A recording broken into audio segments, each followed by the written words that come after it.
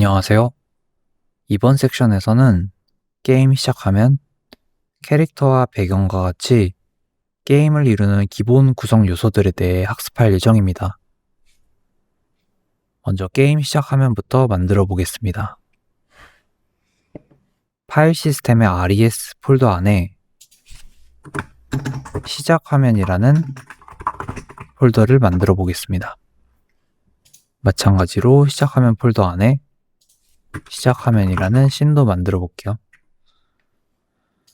저희가 만들 건 인터페이스 화면이기 때문에 루트 노드의 형식은 유저 인터페이스로 설정하겠습니다.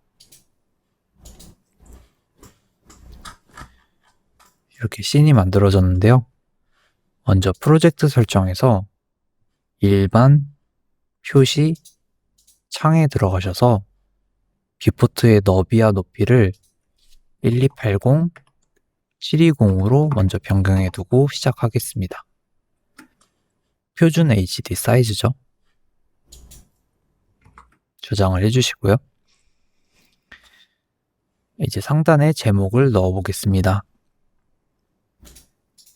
시작 화면의 자식 노드로 레이블이라는 노드를 추가해 주겠습니다.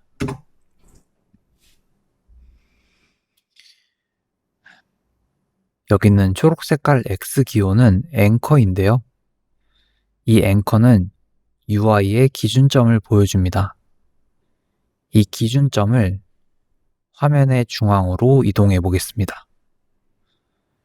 이동하는 방법은 뷰포트 툴바에서 앵커 프리셋 버튼을 누르시고요. 중앙이라는 옵션을 누르시면 이동하게 됩니다. 네, 앵커가 이동이 됐죠? 이 레이블의 이름을 게임 제목이라고 변경해 보겠습니다. 이제 이 텍스트 영역에 여러분이 원하시는 게임 제목을 넣어주시면 되는데요. 저는 개구리 섬의 비밀이라고 해보겠습니다.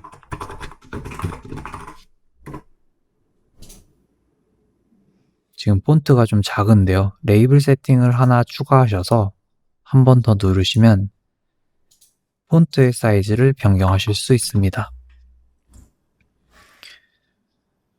제가 제공해드린 첨부 파일 안에 폰트가 여러 개 있는데요.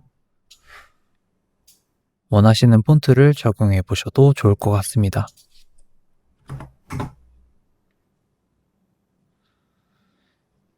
폰트의 색상도 변경하실 수 있고요.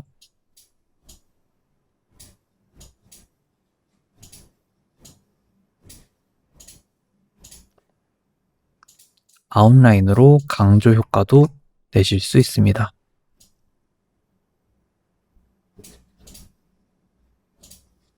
그림자도 넣어줄 수 있습니다. 그림자의 크기, 색상과 불투명도, 그리고 텍스트와 그림자 사이의 간격도 조정을 하실 수 있습니다.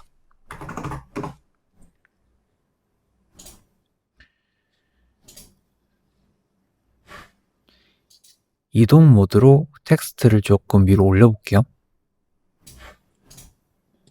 그리고 현재 씬 실행 버튼 또는 F6키를 눌러서 테스트를 해보겠습니다. 글자가 좀 작네요. 조금 더 키워보겠습니다. 네, 된 것 같고요. 이제 게임 시작 버튼을 한번 추가해 보겠습니다. 마찬가지로 시작하면 노드의 자식으로 버튼을 검색하셔서 추가를 해주고요. 지금 좌측 상단에 굉장히 작게 들어갔는데요. 마찬가지로 앵커 포인트를 오른쪽 아래로 이동을 해보겠습니다. 텍스트 영역에 게임 시작이라고 넣어주겠습니다. 이 노드의 이름은 게임 시작 버튼으로 변경을 해주겠습니다. 버튼 같은 경우 폰트 크기는 컨트롤 클래스 속성 안에 있는 Theme Override 안에 폰트와 폰트 사이즈를 조정을 하실 수 있습니다. 사이즈를 50 정도로 키우겠습니다. 마찬가지로 원하시는 폰트를 넣어주셔도 좋고요. 조금만 키워주겠습니다.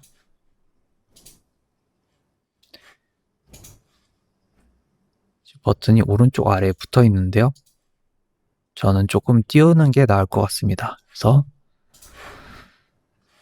이 이동 툴을 이용해서 이동하셔도 좋은데 조금 더 정확하게 이동하는 방법은 이 컨트롤 안에 있는 레이아웃 속성에서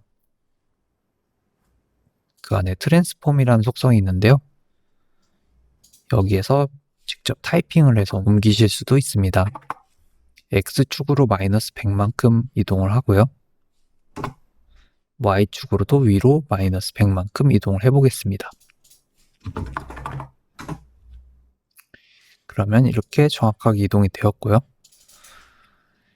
조금 허전한데 왼쪽에 캐릭터가 있으면 좀 더 좋을 것 같습니다. 제공해드린 자료 캐릭터 안에 닌자 프로그라는 폴더가 있는데요. 저는 이 안에 점프.png 이미지를 넣어보겠습니다. 스프라이트 2D 노드가 자동으로 생성이 되었고요. 이 스프라이트 2D 노드의 이름을 개구리 이미지라고 변경을 해보겠습니다. 개구리가 좀 작은데요. 좀 키워주겠습니다. Shift를 누른 상태로 확대 축소를 하시면 가로 세로 비율을 유지하실 수 있고요.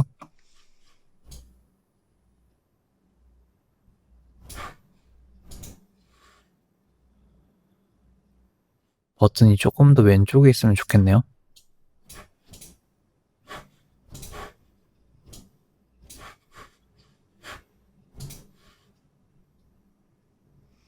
네, 된 것 같고요. 지금 이 픽셀 아트가 좀 뿌옇게 보이는 문제가 있는데 이거는 프로젝트 설정에서 일반 렌더링 텍스처에서 기본 텍스처 필터를 니어리스트로 변경하시면 해결됩니다.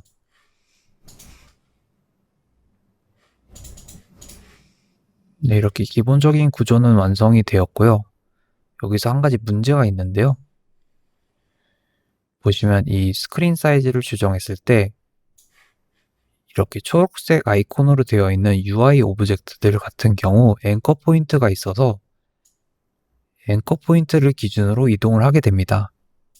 이 파란 색깔 스프라이트 2D 오브젝트 같은 경우 앵커가 없기 때문에 계속 그 자리에 있는 문제를 보실 수 있습니다.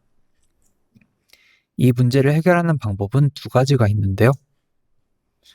한 가지는 이 스프라이트 2D를 이 UI 오브젝트인 컨테이너 안에 넣어서 컨트롤 안에 있는 컨테이너 안에 넣어서요. 지금 이 컨테이너 밖으로 빼볼게요. 이 이미지를 컨테이너 안에 넣어서 이 컨테이너에 있는 앵커 포인트를 활용을 하는 방법이 있습니다. 앵커 포인트를 왼쪽 아래로 이동해 보겠습니다. 그럼 이 앵커 포인트가 이동한 만큼 자식 오브젝트들도 상대적으로 이동을 하겠죠. 다시 원래 위치로 이동을 해 놓겠습니다. 이렇게 컨테이너 안에 스프라이트 2D를 넣어서 해결하는 방법이 있고요. 같이 이동하겠죠. 또 다른 방법으로는 프로젝트 설정에서 표시 창에 들어가셔서 스트레치 모드를 캔버스 아이템즈 또는 뷰포트로 설정하시면 되는데요. 뷰포트는 픽셀을 강제로 키우는 거기 때문에 화질이 낮아지는 문제가 있어서 보통은 캔버스 아이템즈를 사용합니다. 이렇게 되면 확대나 축소를 할 때 이 뷰포트 영역의 비율이 유지가 되면서 확대 축소가 되기 때문에 이전과 같은 문제가 없습니다.